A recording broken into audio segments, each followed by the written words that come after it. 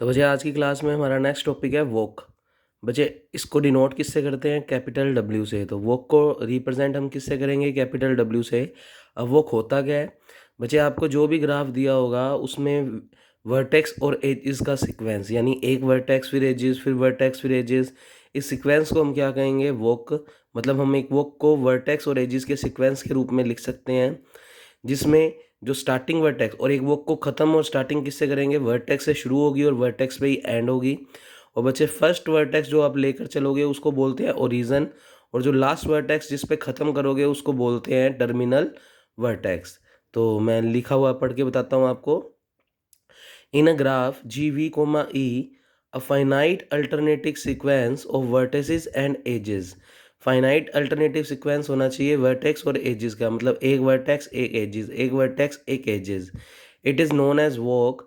It is denoted by capital W. It start with vertex and end at vertex. ये start भी vertex से होगी और and भी वर्टेक्स से होगी। जो इनिशियल वर्टेक्स होगा जिससे हमने स्टार्ट की है वॉक को is known as origin, and ending vertex is known as terminal vertex. It is represented by। बच्चे देखो, जैसे मैंने W नाम से एक वॉक बनाई और मान लो V1 E1 V2 E2 vertex edges V3 E3 up to VN EN और लास्ट में VN+1। अब चेक करो, ये वर्टेक्स से ही शुरू हो रही है और वर्टेक्स पे ही ख़त्म हो रही है। तो बच्चे इसको क्या कहेंगे? हम एक वॉक कहेंगे। अब इस वॉक की अगर लेंथ निकालनी है तो बच्चे नंबर ऑफ एजेस, तो देखो इसमें E1 E2 E3 up to EN, N edges आ रहे हैं। तो इस वॉक की अगर लेंथ पूछेगा तो वो लेंथ कितनी कहेंगे? एन। तो लिखा भी हुआ है, this is a walk of length N, the number of edges in walk is known as length. तो हमने गिने कि इसमें एजेस जो है वो एन आ रही है, तो इसलिए इसकी लेंथ को क्या बोल दिया? एन।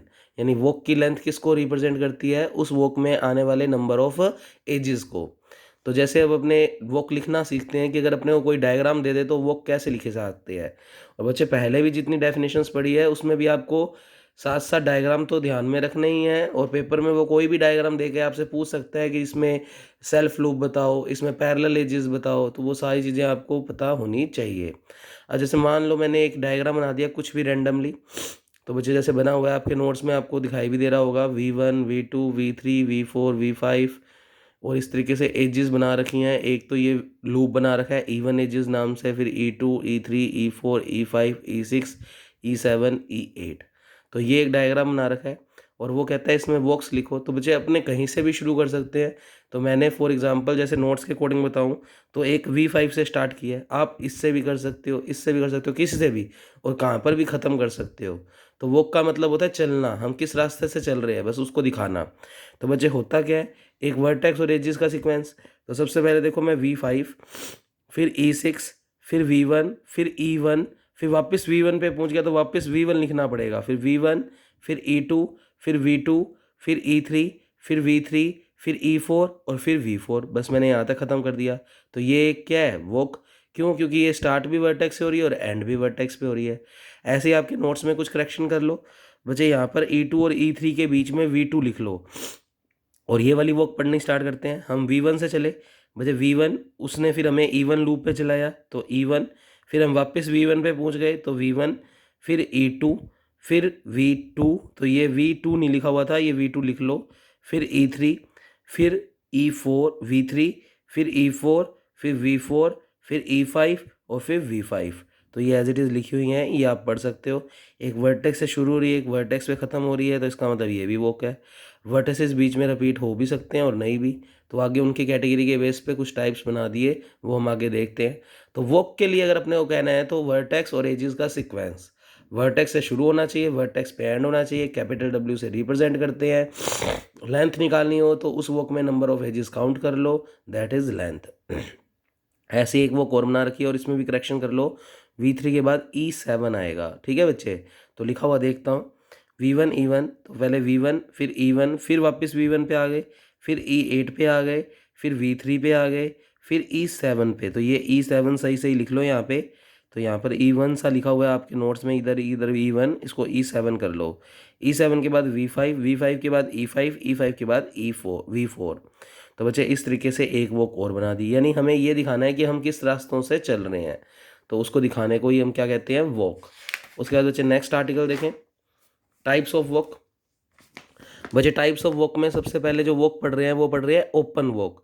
तो बच्चे ओपन वॉक की अगर मैं बात करूं तो किसे कहते हैं, ये भी एक वॉक होती है जिसमें इनिशियल वर्टेक्स, ओरिजिन और terminal vertex are not same. अब जो हम डायग्राम को देखकर वॉक लिखेंगे उसमें भी वही वर्टेक्स एजेस ही आएंगी, पर जो ओरिजिन वाला वर्टेक्स यानी जो पहला वर्टेक्स होगा और जो लास्ट हम ख़त्म करेंगे वो कभी भी सेम नहीं होना चाहिए। तो ऐसी वॉक को हम क्या कहेंगे, ओपन वॉक। तो जैसे हमने पिछले एग्जाम्पल से समझाने की कोशिश कर रहे हैं तो यही लिखा हुआ है, लाइक इन लास्ट एग्जाम्पल को देखकर एक वॉक बनाते हैं जिसमें पहला वर्टेक्स और एंड वर्टेक्स सेम नहीं रखना। इस टाइप की कोई भी वॉक बनाओगे वो ओपन वॉक कहलाएगी। तो मैं अपनी मर्जी से कोई एग्जाम्पल बना रहा हूँ, आप उसमें से कोई भी एग्जाम्पल बना सकते हो, बस याद रखना है कि पहला वर्टेक्स और लास्ट वर्टेक्स सेम नहीं होना चाहिए। तो हमने देखा जैसे V5 E6, तो मैं यहाँ पर नीचे देखो डायग्राम बनाया हुआ है, वही वाला पिछले वाला रिपीट किया हुआ है, थोड़ा लाइट है पर आप अपना देख सकते हो डायग्राम। तो बच्चे देखें ध्यान से, V5 के बाद E6 पे चला, E6 के बाद V1 पे, V1 ने मुझे सेल्फ लूप E1 पे चलाया, फिर E1 ने मुझे वापस V1 पे, फिर V1 से फिर E2 से फिर बच्चे V2 से E3 से V3 से E4 से V4 तक ख़त्म कर दी। तो अगर वापस ये E5 और V5 लिखता तो फिर V5 से शुरू होकर V5 पे ख़त्म हो जाती। तो बच्चे मैंने एक ऐसी वॉक लिखी जिसमें फर्स्ट वर्टेक्स यानी ओरिजिन और टर्मिनल वर्टेक्स यानी ये वाला, ये दोनों सेम नहीं है। तो इस वॉक को क्या कहेंगे हम, ओपन वॉक। ऐसे ही एक वॉक और है क्लोज वॉक। अब बच्चे क्लोज वॉक में क्या होगा, फर्स्ट वर्टेक्स और लास्ट वर्टेक्स सेम होगा। तो क्या कहते हैं, if in a walk the initial vertex and terminal vertex are same then it is known as close walk. तो अब इस एग्जाम्पल में क्लोज वॉक दिखाते हैं। तो आप मेनली जिस वर्टेक्स से शुरू हो बस उसी वर्टेक्स पे पहुंच जाओ। वो कैसी भी बना सकते हो, ये नहीं याद करके जाने कि ये लिखी है तो ऐसी ही लिखनी है, नहीं। आप जिस भी वर्टेक्स से, आप V5 से शुरू हो जाओ। अब जैसे पिछले इसी आर्टिकल को अगर क्लोज वॉक बनाना है तो V4 के आगे बढ़ जाओ, E5 के बाद V5।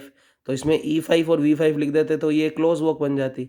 और मैंने एक और लिख के दिखा दी। तो जैसे मैं V2 से शुरू हो रहा हूँ तो बाद में लास्ट में ख़त्म भी V2 पे होना है मुझे, किसी मर्जी रास्ते से चला जाऊँ। तो देखो V2 E3 V3 के बाद E4 के बाद V4 के बाद E5 के बाद V5 के बाद E6 के बाद V1 के बाद E1, फिर वापस V1, फिर V1 के बाद E2 के बाद V2।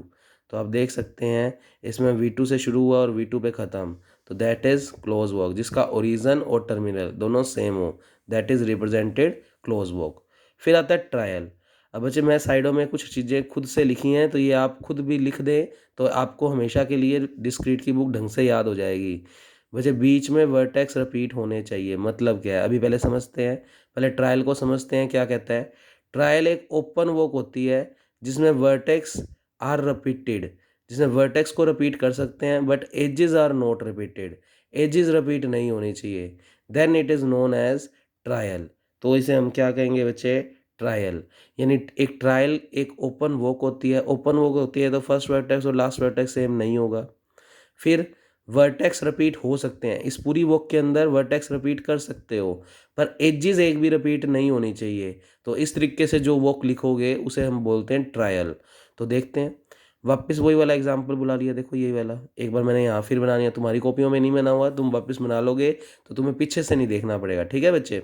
तो मैंने फिर से वही एज इट इज़ डायग्राम बना लिया और इसमें एक वॉक लिखनी शुरू की। तो आप मैच करते रहना इस सीक्वेंस को, सबसे पहले V5, फिर E6, फिर V1, फिर E1 पे चले, वापस V1 पे पहुंच गए, V1 के बाद E2 के बाद V2। तो इसमें करेक्शन करो, E2 और E3 के बीच में V2 मिसिंग है तो आप E2 और E3 के बीच में V2 लगा दो।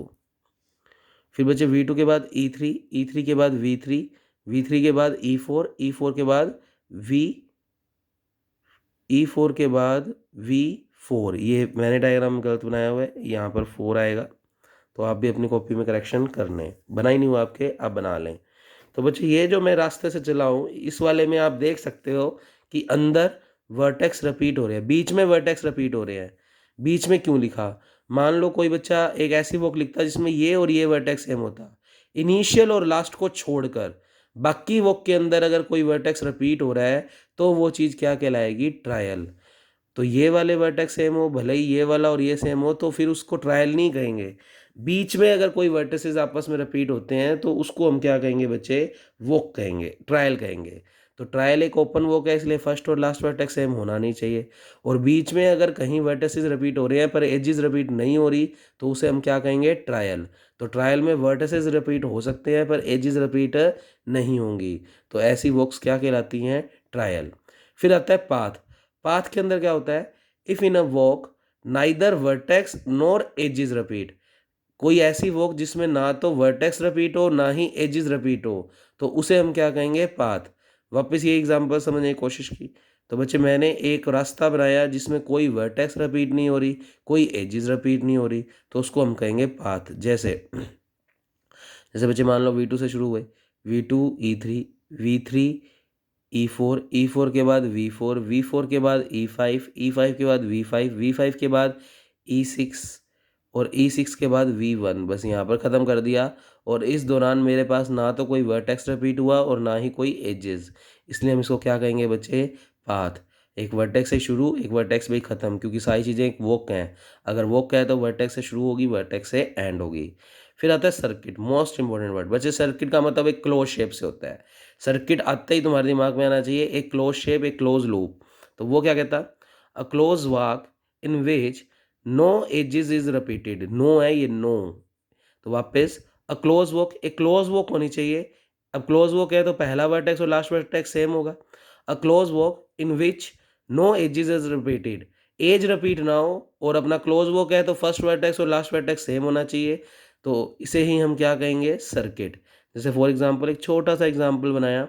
तो बच्चे अगर आप V1 से शुरू हो रहे हैं तो V1, क्योंकि क्लोज वॉक बनानी है तो V1 से शुरू होकर V1 पे ही ख़त्म होना है। तो V1, E1, V2, E2 और V1, और इस दौरान कोई एजेस रिपीट नहीं हो रही, और फर्स्ट वर्टेक्स और लास्ट वर्टेक्स सेम है तो एक क्लोज वॉक है। तो ये पूरी चीज़ क्या बनाएगी, एक सर्किट, पूरी बंद शेप बन रही है, तो दैट इज कॉल्ड सर्किट। तो बच्चे इस तरीके से आप एक सर्किट बना सकते हैं।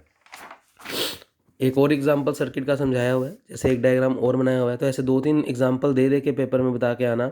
तो बच्चे एक डायग्राम और बनाया हुआ है जिसमें आप देख सकते हैं क्लियरली, मैं V1 से शुरू हो रहा हूँ, तो मुझे अगर सर्किट बनाना है तो मुझे वापस V1 पे ही ख़त्म होना चाहिए। तो बच्चे और कोई एजेस रिपीट नहीं होनी चाहिए। तो V1, E1, V2, E2, V3, E3, V4, E4, V5, E5, V1। तो ये जो बना है इसके अंदर कोई एज रिपीट नहीं हो रही, और फर्स्ट वर्टेक्स और लास्ट वर्टेक्स सेम है तो एक क्लोज वॉक है। तो कुल मिलाकर ये एक सर्किट को रिप्रेजेंट कर रहा है।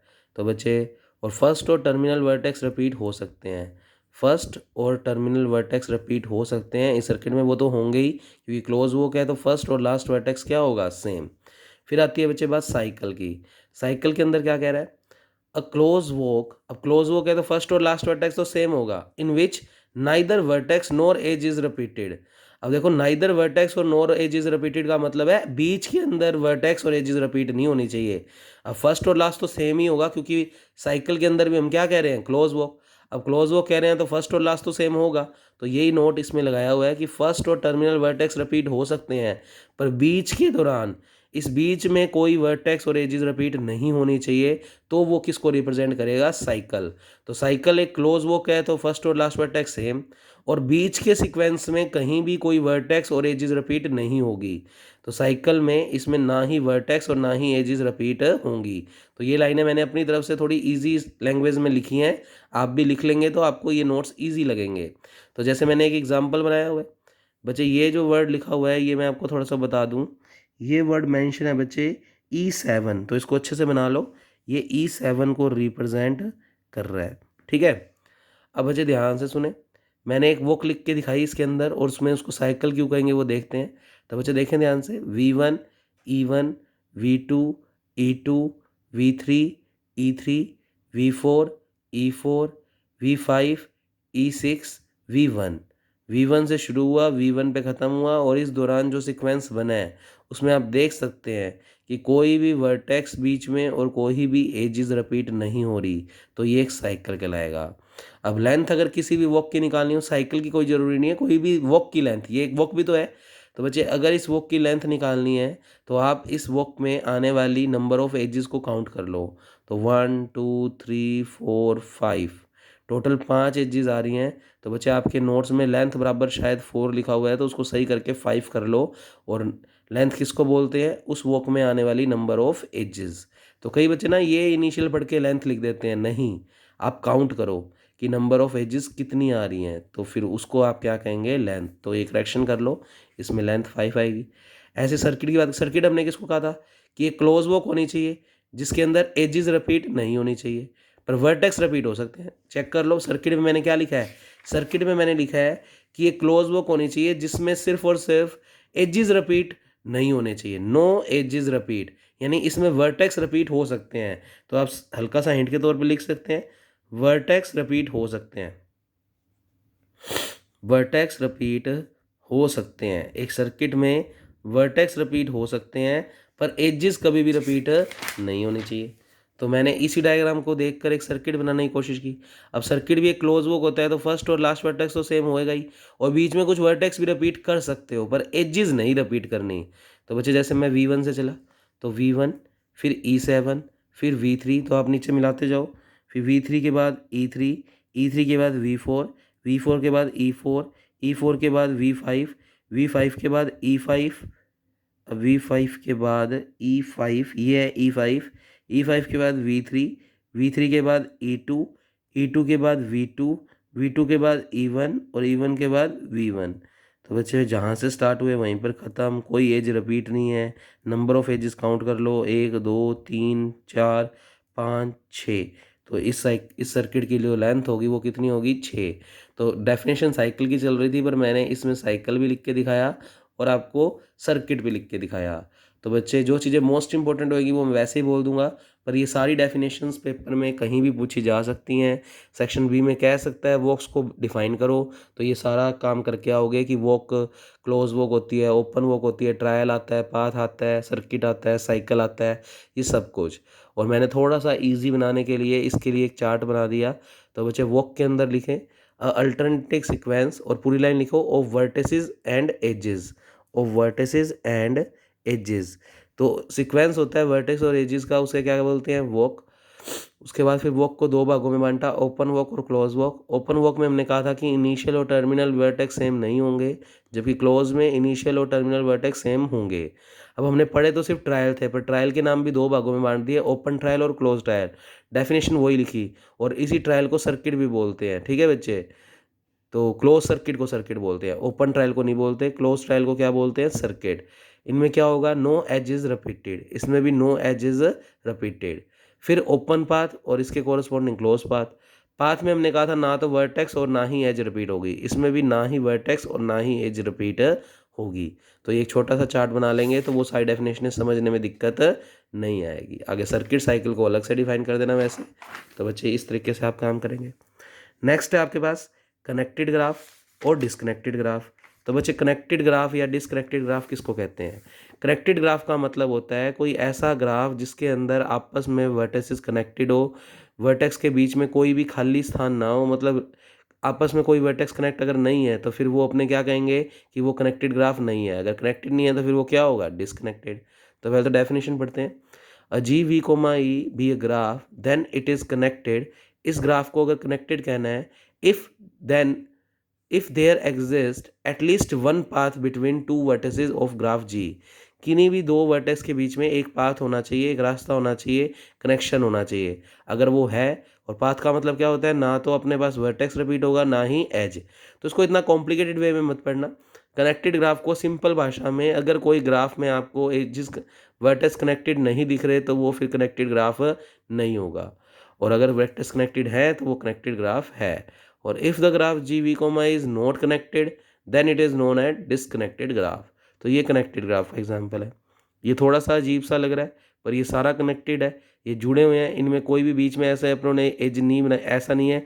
अगर ये वाली एज मिटो दूँ तो फिर ये कनेक्शन में नहीं है, तो फिर आप क्या कहेंगे कि ये एक डिसकनेक्टेड ग्राफ हो जाएगा। तो यहाँ पर ये G1 और G2 कौन से ग्राफ हैं? कनेक्टेड। तो डिसकनेक्टेड का एग्जांपल क्या होगा? जैसे कुछ ऐसा बना दिया, तो बच्चे इसमें इन दो वर्टिसेस के बीच में कनेक्शन नहीं है, इसका मतलब ये ब्रेकआउट है यहाँ से, तो यहाँ से ये डिसकनेक्टेड है। ऐसे ही एक डायग्राम और बना दिया, तो यहाँ से भी डिसकनेक्टेड है और यहाँ से भी क्या है? डिसकनेक्टेड। तो यहाँ पर G1 डैश और G2 डैश कैसे ग्राफ है? Disconnected graph. तो इस तरीके से कोई भी डायग्राम बना सकते हो। कनेक्टेड के लिए पूरा कनेक्ट होना चाहिए, डिसकनेक्टेड के लिए आप कुछ ना कुछ बीच में वर्टिसेस को खाली छोड़ दें जिससे वो डिस्कनेक्टेड ग्राफ दिखे। फिर कंपोनेंट्स ऑफ ग्राफ क्या होते हैं बच्चे? कंपोनेंट्स ग्राफ के लिए आप एक पहले डिस्कनेक्टेड ग्राफ लोगे, उस डिस्कनेक्टेड में कुछ कनेक्टेड ग्राफ होंगे, और वो जो कुछ कनेक्टेड ग्राफ होंगे उन्हें क्या बोलेंगे? Components of a graph. तो क्या लिखता है? अ डिस्कनेक्टेड ग्राफ जी, बिल्कुल ये डिस्कनेक्टेड है, देखो ये भी लिंक्ड नहीं है, ये भी लिंक नहीं है, ये भी लिंक नहीं है, तो ये सारे ये कैसा ग्राफ है? Disconnected. A disconnected graph G has two or more connected graph. एक डिस्कनेक्टेड ग्राफ में दो या दो से ज़्यादा अगर कनेक्टेड ग्राफ हैं तो उन कनेक्टेड ग्राफ को हम क्या कहेंगे? Components of graph. तो जैसे मैंने एक डिस्कनेक्टेड ग्राफ बनाया, अब इसमें से अगर आप देखो कि V1 से V4 को अलग से बुला लूँ, यानी मैं थोड़ा सा लिख के दिखाता हूँ, ये V1 और ये V4 इसको अलग से बुला लिया, ऐसे ही V2 और V5 को अलग से बुला लिया, और ऐसे ही V3 और V6 को अलग से बुला लिया। क्या कहा था हमने? कनेक्टेड ग्राफ, अगर दो वर्टिसेस के बीच में कोई पाथ हो यानी वो आपस में कनेक्टेड हो, बिल्कुल कनेक्टेड है, ये भी कनेक्टेड है, ये भी कनेक्टेड है, तो हमें इस पूरे डिस्कनेक्टेड ग्राफ में दो या दो से ज़्यादा कनेक्टेड ग्राफ मिल रहे हैं, और ये कनेक्टेड ग्राफ को ही हम क्या बोलेंगे? Components of graph. तो वो कहता है V1 से V4 वाला सेट, V2 से V5 वाला सेट, और V3 से V6 वाला सेट, ये जो होंगे ये कंपोनेंट्स ऑफ क्या कहलाएंगे? ग्राफ, क्योंकि ये आपस में कनेक्टेड ग्राफ को शो कर रहे हैं। तो इस तरीके से आप लिख के आएंगे। नेक्स्ट इंपॉर्टेंट आर्टिकल है बच्चे, इसके बेस पे आगे थ्योरम में भी चलेंगी थोड़ी सी, तो बच्चे मतलब इससे रिलेटेड ही हैं थोड़ी बहुत थ्योरम्स, और आगे इंपॉर्टेंट काम है ये सारा। तो बच्चे हैमिल्टोनियन पाथ या हैमिल्टन पाथ किसको कहते हैं? बच्चे पहले डेफिनेशंस पढ़ते हैं, फिर एक डायग्राम के अंदर हैमिल्टन पाथ और हैमिल्टन सर्किट दोनों पढ़ लेंगे। तो बच्चे सबसे पहले है हैमिल्टन पाथ। अ पाथ, बीच में ये ब्रैकेट लगाया हुआ है, तो अ पाथ, पहले पूरी लाइन पढ़ते हैं। A path is connected graph, एक पाथ जो कि कैसा ग्राफ बनाता हो? Connected graph, is set to be Hamilton path. उसे अगर आपको क्या बोलना है? एक पाथ को अगर आपको हैमिल्टन पाथ बोलना है, if it contains all the vertex of graph, जो ग्राफ में वर्टेक्स है वो सारे लेने हैं, और नो वर्टेक्स इज रिपीटेड, कोई वर्टेक्स रिपीट नहीं करना, वर्टेक्स सारे लेने हैं और कोई वर्टेक्स रिपीट नहीं करना। व्हाइल इट मे और may not be cover all ages, चाहे सारी एजेस कवर हो या ना हो, वर्टेक्स रिपीट नहीं करने पर लेने सारे हैं। अगर कोई रास्ता आप इस तरीके से बनाते हो जिसमें वर्टेक्स जो ग्राफ में पहले थे वो सारे आए, पर एजेस रिपीट हो या ना हो, या सारी आए या ना आए, कोई दिक्कत वाली बात नहीं है, पर वर्टेक्स सारे आने चाहिए और रिपीट नहीं होना चाहिए, तो फिर उस पाथ को हम क्या कहेंगे? Hamilton path. तो इफ़ इन अ ग्राफ, अगर n वर्टेक्स किसी ग्राफ में है तो एग्जैक्टली n-1 एजेस होंगे हैमिल्टन पाथ में। तो बच्चे हैमिल्टन पाथ के अंदर अगर वर्टेक्स टोटल n आ रहे हैं तो एजेस जो आएंगी वो एक कम, n-1। फिर अगली आती है हैमिल्टन सर्किट। बच्चे सर्किट किसको कहता है? सबसे पहले तो वो चीज़ हैमिल्टन पाथ होनी चाहिए। भाई हैमिल्टन पाथ है तो इसका मतलब कोई वर्टेक्स रिपीट नहीं होगा, वर्टेक्स सारे आएंगे, एजेस भले ही सारी कवर हों या ना हो, तो उस पाथ को हम क्या कहते थे? Hamilton path. अब हैमिल्टन पाथ होना चाहिए प्लस इनिशियल वर्टेक्स और टर्मिनल वर्टेक्स सेम होना चाहिए। देखो हैमिल्टन पाथ के अंदर तो हमने कहा था वर्टेक्स रिपीट नहीं होना चाहिए, अब ये हैमिल्टन पाथ तो है पर उसमें एक कंडीशन ऐड कर दी कि आपको हैमिल्टन पाथ तो बनाना ही बनाना है, पर उसमें इनिशियल और लास्ट वर्टेक्स को क्या करना है? सेम। वो क्यों? क्योंकि सर्किट के लिए क्लोज शेप बननी चाहिए, और क्लोज शेप तभी बनेगी जब जिससे हम स्टार्ट हुए हैं उसी पे ख़त्म हो जाएं, तो फिर उसको क्या कहेंगे? Hamiltonian circuit. और बच्चे हैमिल्टन सर्किट की खासियत कि अगर उसके अंदर n वर्टिसेस आ रहे हैं तो उसमें एग्जैक्टली n एजेस भी आएंगी। हैमिल्टन पाथ में n वर्टेक्स आ रहे हैं तो n-1 एग्जैक्ट एजेस होंगी, यानी एग्जैक्टली n-1 एजेस आएंगी, मतलब 10 वर्टेक्स है तो 9 एजेस आएंगी, पर इसमें 10 वर्टेक्स है तो 10 ही एजेस आएंगी। तो वो देखते हैं कैसे। तो बच्चे एक डायग्राम लिया, ये ग्राफ दे रखा है, इसको रीड करके हमें हैमिल्टोनियन पाथ भी निकालना है और हैमिल्टन सर्किट भी निकालना है। हैमिल्टन पाथ में वर्टेक्स रिपीट नहीं होने चाहिए, वर्टेक्स सारे आने चाहिए, एजेस भले ही सारी कवर हों या ना हो, जैसे ये लाइन लिखी हुई है, व्हाइल इट मे और may not cover all ages, भले ही सारी एजेस कवर हो जाए और चाहे ना हो, पर आपको वर्टेक्स सारे लेने हैं और रिपीट नहीं करना। तो बच्चे वर्टेक्स देखो पहले कितने हैं, टोटल 4 ही वर्टेक्स हैं। तो मैंने इस ग्राफ को देखकर एक हैमिल्टन पाथ निकालने की कोशिश की। तो हैमिल्टन पाथ क्या है? V1 E2 V2 E3 V3 sorry V1 E2 V2 E3 V3 E4 V4। इस पे जाते तो ये इवन एज और कवर हो जाती है। इस पूरे पाथ में आप देख पाओगे इवन नहीं आ रहा, और हमने लिखा भी है एजेस भले ही सारी कवर हो या ना हो, वर्टेक्स रिपीट नहीं होना। अब V4 के बाद अगर मैं ये लिखता हूँ तो मेरे को फिर V1 भी लिखना पड़ेगा, और V1 लिखूंगा तो फिर वर्टेक्स क्या हो जाएगा, रिपीट। तो हमें रिपीट होने नहीं देना, इसमें चाहिए एजेस कवर हो चाहे ना हो। तो इसमें अभी इवन एज रह गई तो रह गई। तो ये कुल मिलाकर ऐसा एक पाथ है जिसके अंदर वर्टेक्स सारी आ रही है, और बच्चे वर्टेक्स सारी आने के साथ साथ एजेस भले ही सारी कवर हो या ना हो, पर वर्टेक्स रिपीट होने नहीं देना। तो मैंने वर्टेक्स रिपीट होने नहीं दिया, तो वर्टेक्स रिपीट होने नहीं दिया। और अब चेक कर लो इसमें टोटल वर्टेक्स कितने आ रहे हैं, 1 2 3 4। तो इसका मतलब n का मान इसके लिए कितना हो गया, 4। ये नंबर ऑफ वर्टेक्स इसको बता रहा है, लिख लो चाहिए नंबर ऑफ वर्टेक्स इस पाथ के अंदर। तो चेक कर लो, अपनों ने लिखा है हैमिल्टन पाथ में अगर वर्टेक्स n है तो एजेस एग्जैक्टली n-1 ही आएंगी। काउंट कर लो, इसमें एजेस काउंट कर लो, 1 2 3। तो बच्चे अगर n का मान 4 है तो 4 - 1 3 ही आता है। तो देख लो एजेस 3 ही आ रही हैं। तो इसका मतलब हमने जो पाथ लिखा है वो बिल्कुल हैमिल्टन पाथ को रिप्रेजेंट कर रहा है, क्योंकि उसमें जितने वर्टेक्स आ रहे हैं उससे जस्ट एक कम एजेस आ रही हैं, और वो बिल्कुल ट्रू है क्योंकि हमारा फॉर्मूला सेटिस्फाई हो रहा है। फिर आता है हैमिल्टोनियन सर्किट। सर्किट में भी हैमिल्टन पाथ होना चाहिए, पर फर्स्ट वर्टेक्स और लास्ट वर्टेक्स क्या होना चाहिए, सेम। तो बच्चे मैंने एक हैमिल्टन सर्किट बनाया, कहीं से भी शुरू कर सकते हो, ये कोई ज़रूरी नहीं है कि हैमिल्टन पाथ के लिए यहाँ से किया, सर्किट के लिए यहाँ से, नहीं। आप इसी को बना सकते हो, इसमें आगे एक और जोड़ देना। तो बच्चे देखो ध्यान से, बच्चे हैमिल्टन सर्किट बनाया तो V4, फिर मैं गया E1, फिर गया V1, फिर V1 के बाद E2, E2 के बाद V2, V2 के बाद E3, E3 के बाद V3, V3 के बाद E4, E4 के बाद V4। तो आपने ये पूरा बनाया। अब काउंट कर लो, इसमें जितने वर्टेक्स आ रहे हैं उतने ही एजेस आ रहे हैं।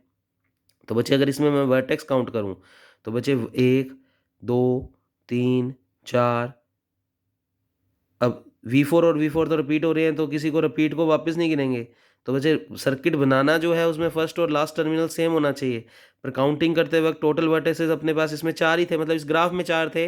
तो यहाँ पर रिपीट हो रहे हैं भले ही, तो फर्स्ट और लास्ट को सेम है तो उसको 2 नहीं गिनते, उसको 1 ही गिनते हैं। तो टोटल वर्टेक्स को कितने हैं हमारे पास, 4।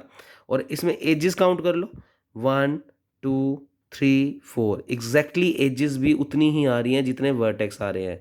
तो बच्चे एक हैमिल्टन सर्किट में भी वर्टेक्स सारे लेने होते हैं, पर फर्स्ट और लास्ट सेम करना होता है, और उस केस में जितने वर्टेक्स आएंगे उतनी ही क्या आएंगी हमारे पास, एजेस। इसको भी तुम बना सकते थे हैमिल्टन सर्किट। देखो V4 तक पहुंच गए थे, फिर E1 और V1। अगर इसके साथ E1 और V1 लिख दूं तो V1 को बारी बारी गिनना तो है नहीं, तो टोटल वर्टेक्स तो 4 ही हैं। और आप चेक करो, जैसे ही E1 यहाँ पर लिखा तो एजेस भी 4 ही हो गई। तो एक हैमिल्टन सर्किट में जितने वर्टेक्स होंगे उतने ही क्या होंगे, एजेस। और याद रखना फर्स्ट और टर्मिनल और लास्ट सेम होगा, पर उसको काउंट एक बार ही करना है। फिर नेक्स्ट है हैमिल्टन ग्राफ। बच्चे किसी ग्राफ को हैमिल्टन ग्राफ कब कहेंगे, तो बच्चे हैमिल्टन ग्राफ के लिए पढ़ते हैं, in a graph G V comma E if Hamilton path exist in between any pair of vertices. यानी जितने भी वर्टेक्स दिए हुए हैं उन सब के बीच में कोई ना कोई पाथ होना चाहिए, वो आपस में कनेक्टेड होने चाहिए। तो बच्चे उस ग्राफ को हम क्या कहेंगे, हैमिल्टन ग्राफ। तो it is known as Hamilton graph या हैमिल्टोनियन ग्राफ। अब जैसे इस एग्जांपल को हम देखें तो इसके अंदर हर वर्टेक्स कनेक्ट है, हर वर्टेक्स के बीच में कोई ना कोई पाथ है। तो बच्चे ऐसा ग्राफ क्या कहलाएगा, हैमिल्टन ग्राफ। और इसमें हम देखें तो इसके अगर वोक को लिखना चाहें या किस तरीके से लिखेंगे, तो सारे वर्टेक्स लेने हैं, एजेस सारे कवर करने ज़रूरी नहीं है। एजेस सारी कवर हो ये ज़रूरी नहीं है, पर वर्टेक्स अपने को हैमिल्टन ग्राफ में सारे करने हैं। तो बच्चे देखें वर्टेक्स कौन कौन से हैं, V1 V2 V3 V4 V5 V6 V7 V8। तो इसमें सारे वर्टिसेस आ रहे हैं और लास्ट में वापस क्या कर देंगे, V1। तो बच्चे इस तरीके से ये किसको रिप्रेजेंट करेगा, हैमिल्टन ग्राफ, कि हर वर्टेक्स के बीच में पाथ है, आपस में कनेक्टेड है, पूरा का पूरा ग्राफ कहीं भी डिसकनेक्टेड नहीं है। ऐसे बच्चे इस ग्राफ की बात करें तो हम जिससे चालू होंगे उसी पे ख़त्म करेंगे। तो बच्चे वो फिर एक क्या कहलाएगा, हैमिल्टन ग्राफ कहलाएगा। अगर हम सारा वर्टिसेस कवर कर पाते हैं तो वो एक हैमिल्टन ग्राफ की कैटेगरी में आएगा। तो इसका अगर देखें तो ये अजीब सा दिख रहा है, पर इसका हैमिल्टन ग्राफ लिखें तो क्या लिखेंगे, V1 V2, V3, V4, V5। अब यहाँ पर चले जाएंगे तो फिर ये छूट जाएंगे और वर्टेक्स सारे लेने हैं। तो V5 के बाद V7, V7 के बाद V8, क्योंकि सब में बीच में कनेक्शन दे रखा है तो जा सकते हैं। V8 के बाद V6 और V6 ने सीधा हमें कहाँ पर पहुँचा दिया, V1। सारे वर्टिसेस कवर हुए हैं, इसका मतलब ये एक हैमिल्टन ग्राफ को शो कर रहा है। फिर आती है बच्चे मोस्ट इंपॉर्टेंट, यहाँ से हमारा मोस्ट इंपॉर्टेंट काम मेन है। पिछला काम में भी कंप्लीट ग्राफ, बाइपर्टाइट ग्राफ, एक थ्योरम कराई थी, वो इंपॉर्टेंट थी। और अभी आगे जो इसमें पोर्शन आएगा वो भी काफ़ी इंपॉर्टेंट है, तो हम देखेंगे। और इसी के साथ हमारा एक यूनिट डिस्क्रीट का फिर ख़त्म हो जाएगा। तो बच्चे 1 से 2 लेक्चर और आएंगे और एक यूनिट हमारा डिस्क्रीट का फिर कंप्लीट हो जाएगा। तो बच्चे इसमें मैं पाँचों ही कराऊंगा और आपको पाँचों ही करके जाने हैं, क्योंकि डिस्क्रीट ईजी बुक है, इसका सारा पेपर आपको अच्छे से आता होगा। तो इसके लिए आपको बस एक प्रैक्टिस करनी है, इसको रीड बारी बारी करना है, तब ये चीज़ें याद हो जाएंगी। फिर नेक्स्ट है बच्चे प्लेनर ग्राफ। प्लेनर ग्राफ का मतलब ऐसा ग्राफ जिसको प्लेन में ड्रॉ किया जा सकता है, और इस तरीके से ड्रॉ किया जा सकता है कि कोई एजेस आपस में क्रॉस नहीं करनी चाहिए। अगर एजेस यूँ क्रॉस कर रही है तो फिर वो प्लेनर ग्राफ नहीं है। तो पढ़ते हैं। A graph G V comma E is set to be planar. किसी ग्राफ को अगर आपको प्लेनर कहना है, if it can be drawn, अगर उसे ड्रॉ किया जा सकता है ऑन अ प्लेन, एक प्लेन में ड्रॉ किया जा सकता है, यानी ऐसे एक्स वाई में, in such a way that no edges cross each other, कोई भी दो एजेस आपस में एक दूसरे को क्रॉस ना करती हो, तो यानी नो एजेस कट, आपस में एजेस कट नहीं करने चाहिए, तो ऐसा ग्राफ क्या कहलाएगा, प्लेनर। और अगर एजेस कट कर रही है तो वो एक नॉन प्लेनर ग्राफ है। तो बच्चे इस तरीके से हम समझते हैं कि एक प्लेनर ग्राफ कैसे बनाया जा सकता है। अब बच्चे इस वक्त जो ग्राफ दिया हुआ है वो तो प्लेनर नहीं है, क्यों? क्योंकि उसमें ये वाली एजेस और ये वाली एजेस कट कर रही है, बाकी से कोई तकलीफ नहीं थी, बाकी कोई एजेस अपने आप में क्रॉस नहीं बना रही, पर ये वाली दो एजेस क्रॉस बना रही है, तो फिलहाल तो ये प्लेनर ग्राफ नहीं है। वो कहता क्या इसको प्लेनर ग्राफ में कन्वर्ट कर सकते हैं क्या? तो कर सकते हैं। बच्चे देखो, मैंने ये वाली सारी तो एज इट इज़ बना दिया, ये वाला एज भी एज इट इज़ बना दिया। अब दिक्कत हमें इस एज से हो रही थी, या कह दो इस एज से हो रही थी, तो किसी एक को बना दो, किसी एक को हटा दो। मैंने इस वाली को हटा दिया, और ये एज कनेक्ट किस किस के बीच में है, V2 और V4। तो मैंने इस एज को अंदर ना बनाकर इस तरीके से कनेक्ट कर दिया। तो आप इस तरीके से कनेक्ट अगर करोगे तो इस नॉन प्लेनर ग्राफ को आप प्लेनर ग्राफ में कन्वर्ट कर सकते हो। सारे नॉन प्लेनर प्लेनर में कन्वर्ट हो जाए ज़रूरी नहीं है, पर कुछ ग्राफों को अपने प्लेनर ग्राफ में कन्वर्ट कर सकते हैं। तो ये बिल्कुल एक प्लेनर ग्राफ में कन्वर्ट हो गया।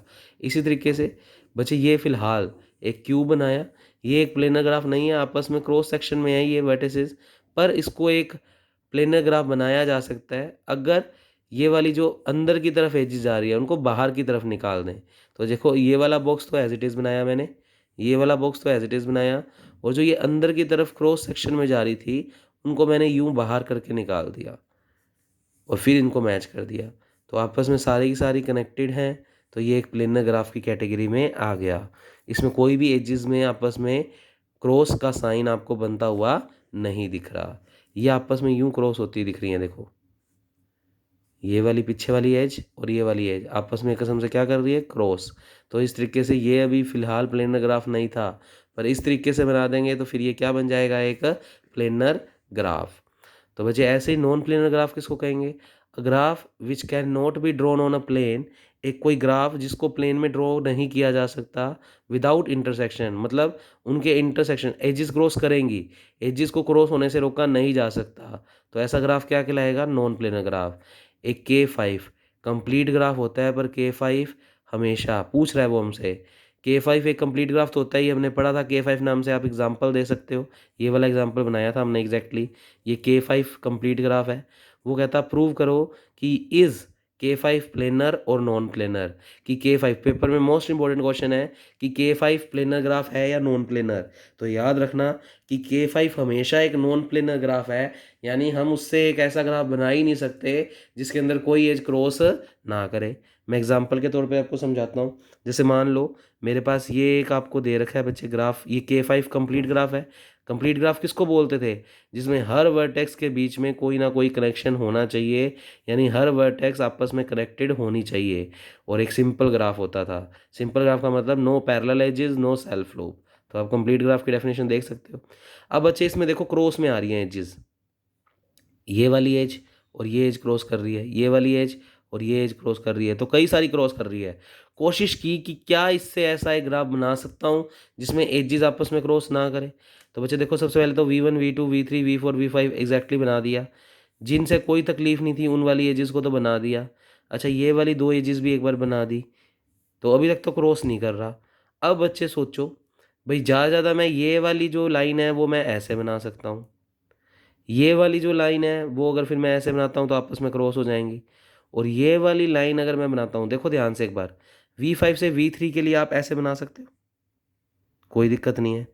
फिर V2 से V4 तक अगर बनाएंगे तो फिर ये बनाएंगे तो ये कटेगी, क्योंकि जब ये वाली बनाई है तो इसके साथ ये वाली बनाओगे तो कटेगी, तो नहीं बना सकते। उसके अलावा V5 से V2 तो मैच नहीं कर पाएंगे बच्चे, तो उसको तो मैच करने के लिए आपको ये लाइन अगर ड्रॉ करनी पड़ेगी। आप इसको ऐसे बना सकते हो, पर फिर वो वाली बना रहे हैं तो वो क्रॉस कर रही है। और अगर मैंने दिखाया कि अब V5 से V2 को अगर मैच कर देते हो ऐसे, तो बच्चे इस केस में आपके पास देखो, अब जैसे इसमें ये ऐसे बना सकते थे V4 से, ये सॉरी क्या कहते हैं, ये वाला कनेक्शन तो आप ऐसे बना दो, और ये वाला जो कनेक्शन है उसको ऐसे बनाते हैं तो क्रॉस करेगी। कहने का मतलब, कोई भी एक कंडीशन को लेकर आओगे तो वो क्रॉस करवाएगी करवाएगी। तो बच्चे इसका मतलब इस एक K5 कंप्लीट ग्राफ को हम प्लेनर ग्राफ में कन्वर्ट नहीं कर सकते। एटलीस्ट कम से कम एक एज बनाते वक्त हमारी क्रॉस होएंगी होएंगी। अब जैसे V2 से V5 वाली अगर अंदर बनाऊँ तो ये आपस में इस वाली एजेस को कट करेंगी करेंगी, तो इसको एक प्लेनर ग्राफ में कन्वर्ट नहीं किया जा सकता। तो नोट के रूप में लिख लें कि K5 जो है वो हमेशा एक नॉन प्लेनर ग्राफ होगा, because it cross the edges, क्योंकि वो एजेस को क्रॉस करेगा। तो आज का last article, region of graph, किसी ग्राफ में रीजन कैसे निकालते हैं। तो बच्चे थ्योरी तो बहुत लिखी हुई है, पर मैं आपको सिंपल भाषा में समझाता हूँ। अगर कोई ग्राफ ऐसा है जिसको आगे और सब डिवाइड नहीं किया जा सकता, अब जैसे ये जो ग्राफ दिया हुआ है इसमें आगे ऐसे यूं तो नहीं बना सकते ना, क्योंकि एज तो दो वर्टेक्स के बीच में बनती है, दो वर्टेक्स के बीच में ऑलरेडी एजेस बनी हुई हैं। तो ये जो भी ग्राफ बना हुआ है इसमें आगे और सब डिवीज़न पॉसिबल नहीं है। अब और सब डिवीज़न पॉसिबल नहीं है तो इसमें ये जो कैटेगरी है, जो बीच में चीज़ें बन गई क्लोज शेप, उन्हें हम कहेंगे रीजन। तो इस रीजन का नाम मान लो रख दिया R1, आगे पीछे कुछ भी रख सकते हैं नाम। इस रीजन का नाम रख दिया R2, इस रीजन का नाम R3 और इस रीजन का नाम R4। और एक इसके बाहर जो इनफाइनाइट रीजन दिख रहा है, मतलब ये पूरा तो क्लोज शेप हो गया, और इसके बाहर ये सारा जो रीजन दिख रहा है उसके लिए हमेशा एक इनफाइनाइट रीजन आएगा ही आएगा, जिसका नाम क्या रख दिया, R5। तो ये किसी भी ग्राफ में रीजन को रिप्रेजेंट करने के तरीके हैं। तो रीजन फाइनाइट भी होते हैं और इनफाइनाइट। एक इनफाइनाइट रीजन तो सभी ग्राफ का होगा ही होगा, जो उस ग्राफ के आउटर का एरिया है उसे बोलते हैं इनफाइनाइट रीजन। और ये सारे कैसे रीजन हैं, फाइनाइट। तो टोटल हमें इस क्वेश्चन के अंदर, इस डायग्राम के अंदर कितने रीजन मिले हैं, वी गेट 5 रीजन। 4 तो ये वाले और एक इनफाइनाइट। ऐसे अगर इसकी बात करूं तो इसमें भी बच्चे आगे और सब डिवीज़न नहीं कर सकते आप। तो ये सारे के सारे रीज़न जो हैं वो क्या हैं बच्चे, ये सारे के सारे रीज़न आपके पास क्या हो जाएंगे, तो ये रीज़न हो जाएंगे बच्चे आपके पास इसके रीज़न, और एक बाहर का रीज़न हो गया तो वो इनफाइनाइट रीज़न। तो टोटल 1 2 3 4 5 और एक 6, तो इसमें 6 रीज़न आ गए। और 6 रीज़न आने के बाद इसमें लिख देंगे वी गेट 6 रीज़न। तो एक डेफिनेशन थोड़ी सी बढ़ा दूँ, तो रीज़न ऑफ ग्राफ में क्या कहेंगे, अ प्लेनर ग्राफ, एक प्लेनर ग्राफ होना चाहिए जिसमें एजेस क्रॉस नहीं होनी चाहिए। और जैसे ये वाला अगर तुम बना देते तो इसमें एजेस क्रॉस हो जाती, तो वो नहीं बना सकते। A planar graph GV, divide plane into different regions, उसने डिफरेंट रीजन्स के अंदर डिवाइड कर दिया है प्लेन को into pieces along its edges. This piece which we obtain are called region of graph. तो जो हमें पीस मिले हैं इन पीसेस को हम क्या कहेंगे, रीजन ऑफ ग्राफ। या एक दूसरी डेफिनेशन लिख सकते हो, a region of planar graph, किसी भी प्लेनर ग्राफ का जो रीजन होता है is it's the area of plane bounded by the edges, जो अपने पास प्लेन मिला है जिससे ये एरिया कवर हुआ है, एंड इट नॉट फर्दर सब डिवाइडेड इनटू सब एरियाज, और इसको और आगे डिवाइड नहीं किया जा सकता। जैसे इस रीजन को आगे और डिवाइड नहीं किया जा सकता। द एरिया ऑफ रीजन में बी फाइनाइट और इनफाइनाइट, रीजन में भी फाइनाइट हो सकता है और infinite. It has only one infinite region, हर ग्राफ का एक इनफाइनाइट रीजन तो होगा ही होगा। तो हमेशा हर ग्राफ में ओनली वन इनफाइनाइट रीजन रहेगा ही रहेगा। तो बच्चे आगे कल की क्लास में पढ़ाऊंगा मैं आपको आइलर ग्राफ वगैरह, क्योंकि ये सारे आपस में कनेक्टेड हैं। तो ओके, थैंक यू क्लास।